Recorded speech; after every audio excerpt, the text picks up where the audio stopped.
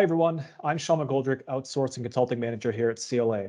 Congratulations on your ARPA grant. While I'm sure you're excited for what these funds can do for your municipality, we are likely facing a whole new set of challenges in dealing with what you're going to do and how you're going to manage your program.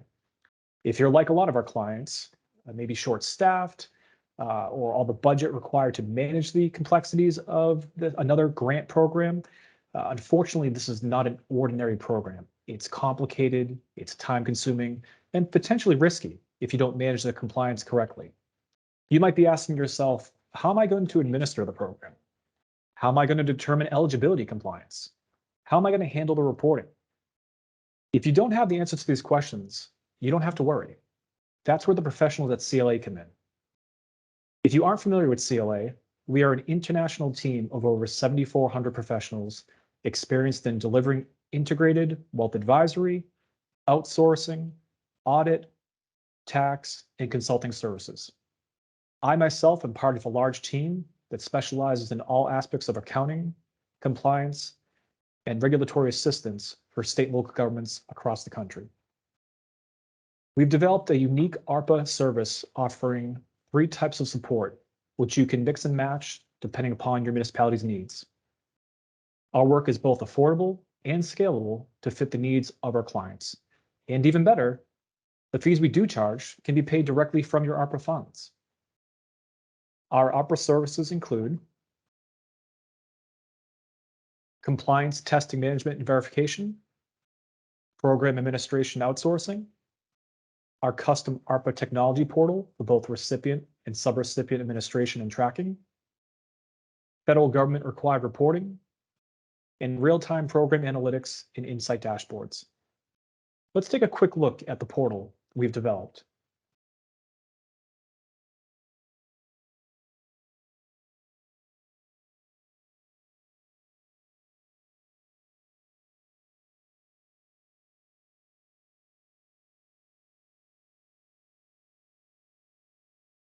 Welcome to CLA ARPA portal. So right now, what you're seeing is the My Applications tab. If you're a municipality and you have recipients or subrecipients looking for ARPA purchases and ARPA application money, this is where you can go to simply track all applications that have been submitted and requested through those individuals.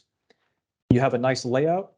It gives you the name of the application type, an individual project name, the municipality, obviously this is a test account, and the application status.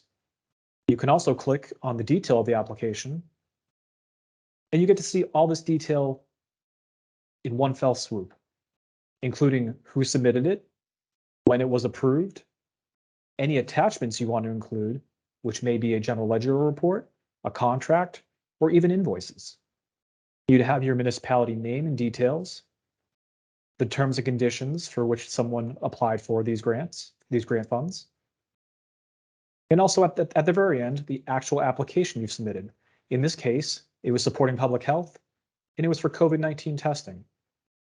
So let me walk this back from the front of the portal to show you what it looks like.